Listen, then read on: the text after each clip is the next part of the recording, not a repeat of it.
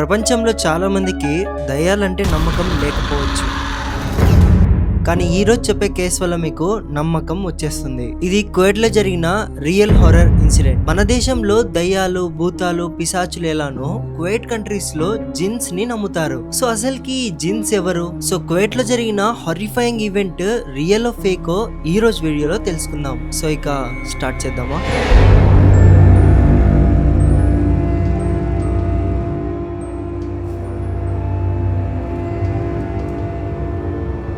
ముందుగా అసలుకి ఈ జిన్స్ ఎవరో తెలుసుకుందాం. అరబిక్ మరియు ఇస్లామిక్ నమ్మేది ఏంటంటే దేవుళ్ళు మనుషులని మట్టి నుంచి మరియు ఏంజల్స్ ని లైట్ నుంచి తయారు చేశారని నమ్మకం. మరి జిన్స్ వచ్చేసి మనలానే మనుషుల్లా ఉంటారు. కానీ కొన్ని జిన్స్ మంచిగా ఉంటాయి, కొన్ని జిన్స్ డెడ్లీ డేంజరస్ గా ఉంటాయి. సో జిన్స్ కూడా మనమున్న డైమెన్షన్ కాకుండా వేరే డైమెన్షన్ లో ఉంటాయి. వాళ్ళల్లో కూడా రకరకాల జిన్స్, పెళ్లిళ్ళు, వాళ్ళ దశలు వేరే ప్రపంచంలా ఉంటుంది. కానీ కొన్ని సార్లు వాళ్ళ డైమెన్షన్ మన డైమెన్షన్ ఎప్పుడైతే మిక్స్ అవుతుందో అలాంటి టైంలో ఇప్పుడు నేను చెప్పబోయే ఇన్సిడెంట్ లాంటివి జరుగుతుంటాయి. సో మీకు అర్థమైంది కదా. ఇప్పుడు మనం స్టోరీలోకి వెళ్ళిపోదాం. మన దేశంలో ముఖ్యంగా పెళ్లిలంటే ఏంది? జనం, భోజనం, డెకరేషన్స్ మరియు అరేంజ్మెంట్స్ చూసి మనం డిసైడ్ అవుతాం ఈ పెళ్లి పెద్దదా లేదా చిన్నదా అని. కానీ మిడిల్ ఈస్టర్న్ కంట్రీస్ లో పెళ్లి అనేది మ్యూజిషియన్స్ బట్టి ఆ పెళ్లి పెద్దదా చిన్నదా అని డిసైడ్ అవుతారు. అంటే కువైట్, దుబాయ్ ఆ సైడ్ వాళ్ళంతా. సో అలాంటప్పుడు ఆలోచించండి, మ్యూజిక్ ప్లే చేసే వాళ్ళకి మరియు పాటల్ని పాడే వాళ్ళకి ఎంత డిమాండ్ ఉంటుందో. సో అలాంటి వెడ్డింగ్లలో పాటలు పాడే అమ్మాయే నోరా. ఈ నోరా అనే అమ్మాయి మరియు వాళ్ళ టీం మొత్తం కువైట్ లో చాలా పెద్ద అంటే ఫేమస్ వెడ్డింగ్ సింగర్స్ అన్నమాట. దాదాపు అన్ని వెడ్డింగ్స్ లలో వీళ్ళే పాటలు పాడేవారు. సో నోరా వచ్చేసి సింగర్, వాళ్ళ టీమ్ లో లేలా అనే అమ్మాయి ఒక guitar player. Actually out player, అది గిటార్ లా ఉంటుంది. మరియు మరియం వచ్చేసి ఒక డ్రమ్స్ ప్లేయర్. ఫాతిమా మరియు సేరా బ్యాక్గ్రౌండ్ సింగర్స్. అండ్ లాస్ట్ కి అస్లాం వచ్చేసి మ్యూజిక్ ఇన్స్ట్రుమెంట్స్ ని అరేంజ్ చేస్తూ ఉంటాడు. వీళ్ళందరూ దాదాపుగా 7 years నుంచి ఇదే పని చేస్తున్నారు. అయితే ఈ ఇన్సిడెంట్ 1997 లో జరిగింది. ఒక రోజు రాత్రి నోరా వెడ్డింగ్ లో సింగింగ్ కంప్లీట్ చేసుకొని ఇంటికి వచ్చినప్పుడు తను ఆల్రెడీ చాలా టైర్డ్ అయి ఉంది.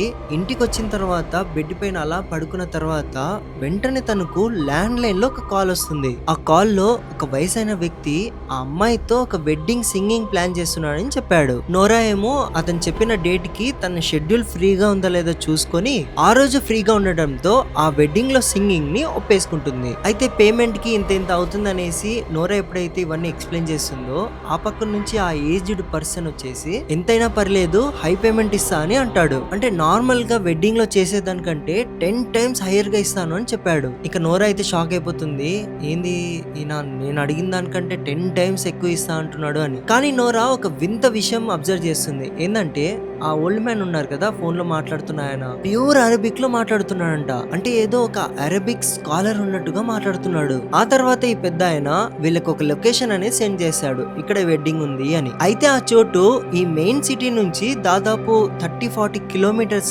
అవుట్స్కట్స్ లో ఉంది. అయితే ఆ పెద్ద మనిషి ఏమో మీరు బయట నుంచి జస్ట్ ఇలా అవుట్స్కట్స్ దగ్గరలో వచ్చి వాటర్ ట్యాంక్స్ ఉంటాయి, అక్కడ వచ్చి నించోండి, అక్కడ నుంచి మా కార్లు వచ్చి డ్రైవర్స్ మిమ్మల్ని పికప్ చేసుకుంటారని చెప్తాడు. సో ఇది అంత ప్లానింగ్ జరిగిందనమాట.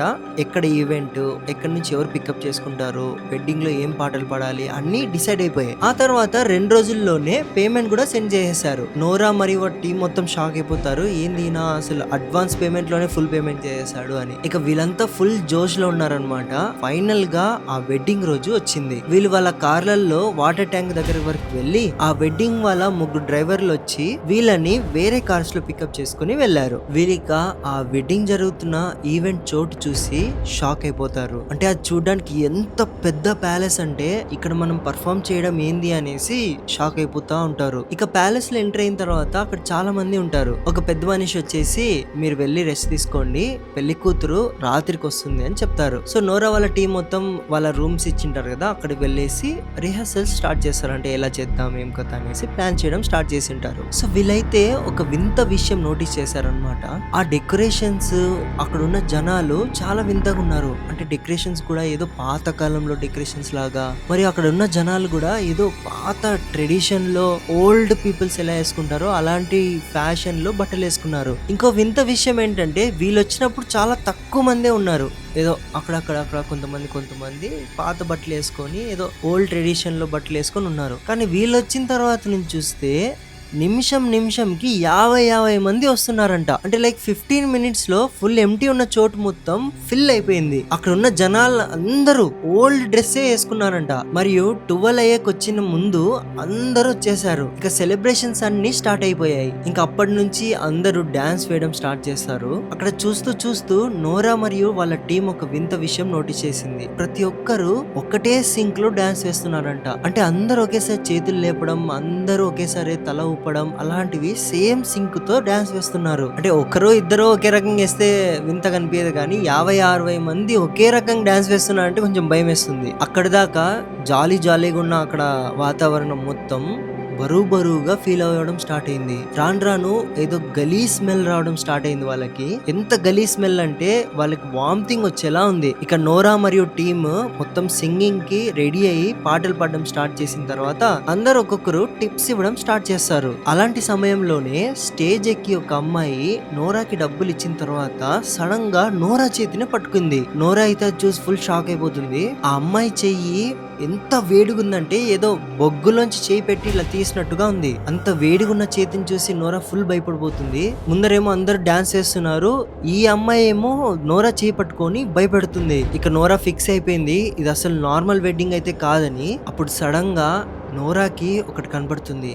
ఏందంటే అక్కడున్న జనాలందరిలో ఎవరెవరైతే డాన్స్ వేస్తున్నారో అంత జనం ఉందో వాళ్ళకి అసలు షాడోసే లేవంట. ఉన్న ఏదో వింత షాడోలుగా కనబడుతున్నాయి. అంటే మనుషులు ఇలా నించొని ఉన్నారు కానీ వాళ్ళ షాడోస్ మాత్రం ఏదో వింతగా ఉంది. అయినా సరే ఆ అమ్మాయి ఉంది కదా చేపట్టుకుంది, ఆ అమ్మాయిని కింద దింపేసినారు. ఆ తర్వాత కూడా భయంతో పర్ఫామ్ చేస్తూ 3 AM అయింది. ప్రతి ఒక్కరి ఎనర్జీ జస్ట్ 1% ఉన్నట్టుగా ఫీల్ అవుతున్నారు. ఎందుకంటే పాడి వాళ్ళ ఎనర్జీ మొత్తం డ్రైన్ అయిపోయింది. ఇక కరెక్ట్ గా 3:30 అయినప్పుడు అక్కడున్న జనాలందరూ ఒక సెకండ్ కి ఇలా నిలబడిపోయి వెంటనే వాళ్ళ బాడీ ఇక్కడ కడుపు కింద నుంచి మొత్తం హార్సెస్ లాగా మారిపోయాయి. అంటే అర్ధం బాడీ మనుషుల్లాగా, అర్ధం బాడీ గుర్రాల్లాగా మారిపోయాయి. అక్కడ ఎవ్వరు ఏం మాట్లాడుకోవటం లేదు, జస్ట్ బాడీని ఊపుతున్నారు అంతే. ఇక 4 గంటలకి ఎక్కడి నుంచో మొత్తం కిటికీల నుంచి డోర్ నుంచి మొత్తం పొగలు రావడం స్టార్ట్ అయ్యాయి. ఆ పొగలు వచ్చి మొత్తం ఇలా రూమ్ అంతా నిండిపోయిన తర్వాత ఒకరికొకరు చూసుకోలేకపోయారు.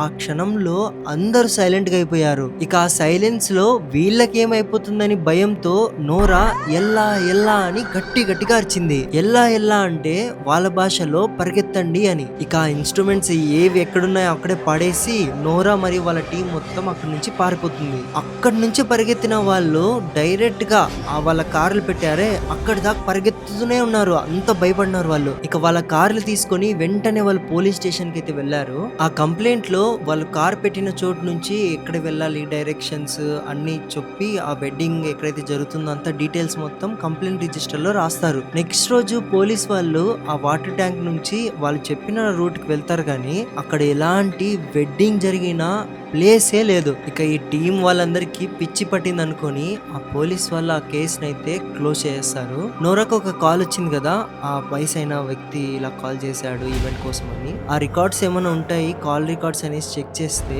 అవి కూడా డిలీట్ అయిపోయాయి. ఫైనల్ గా ఈ వెడ్డింగ్ ఒక్కటే ఇచ్చిన ట్రామా వల్ల నోరా పాటలు పాడడమే ఆపేసింది. కువైట్ లో ఈ ఇన్సిడెంట్ ఎంత వైరల్ అయిందంటే అక్కడ ఉన్న జనాలు మీరు చూసింది ప్రొమినియంట్ ఫిగర్స్, ఇది జిన్ వరల్డ్ మరియు హ్యూమన్స్ ఉన్న వరల్డ్ కంబైన్ అవ్వడంతో ఇలా జరిగింది అని చెప్పారు. సో ఇదే కువైట్ లో జరిగిన హారిఫైయింగ్ ఇన్సిడెంట్ అన్నమాట. సో ఇది స్టార్టింగ్ లో విన్న తర్వాత అరే ఇలా కూడా జరుగుతుందా అనేసి నాకు కూడా చాలా డౌట్ వచ్చింది. మరి కొంచెం రీసెర్చ్ చేయగానే ఇలాంటివి నిజంగా జరిగాయి, జిన్స్ నిజంగా ఉన్నాయని కొన్ని ప్రూఫ్స్ అయితే ఉన్నాయి. సో ఆ ప్రూఫ్స్ లలో కొన్ని జిన్స్ ఫొటోస్ మరియు వీడియోస్ కూడా ఉన్నాయి. అవి చూడండి, మీకేమనిపించాయో నా కామెంట్ సెక్షన్ లో చెప్పండి.